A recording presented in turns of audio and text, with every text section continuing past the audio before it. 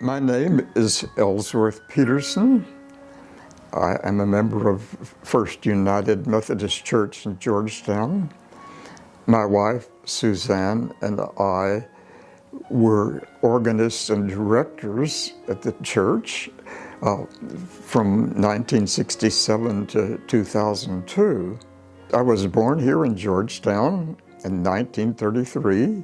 I grew up as a member of St. John's Methodist Church, which at that time was actually called the Swedish Methodist Church. As I grew up, I went through the educational system here at Georgetown and eventually went to Southwestern University. And so my early life has been very much centered here in Georgetown.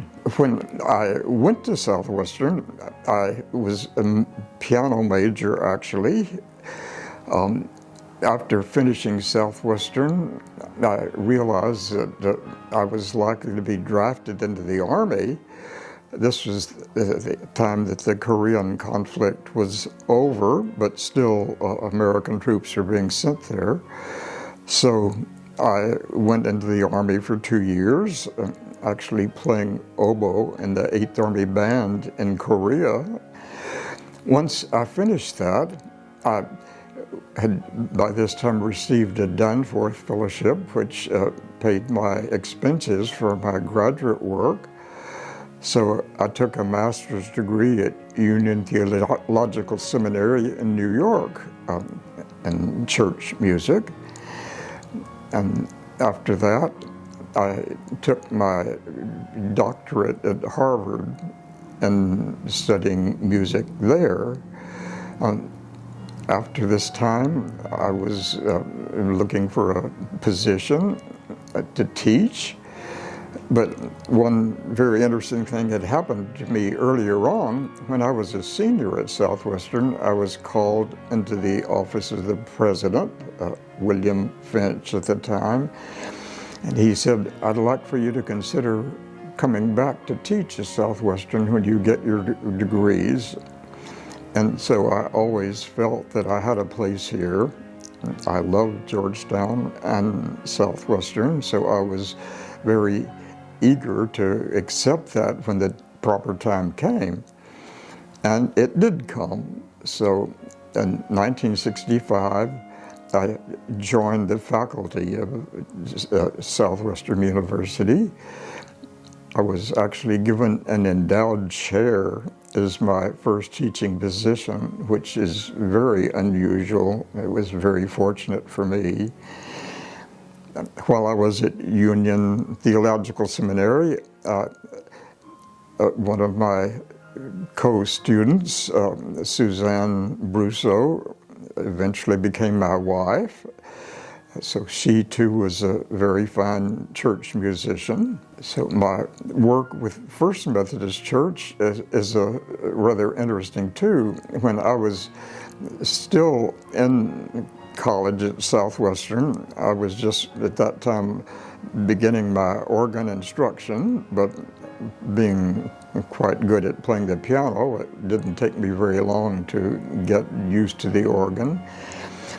My piano teacher, Iola Bowden, was organist at First Methodist Church, but she developed rheumatoid arthritis and asked if I would come and play the organ there while she was recuperating. So I very happily did that.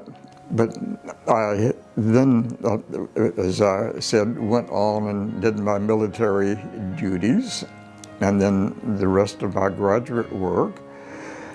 And when my wife and I returned to Southwestern in 1967, we were given the position of organist and choir director.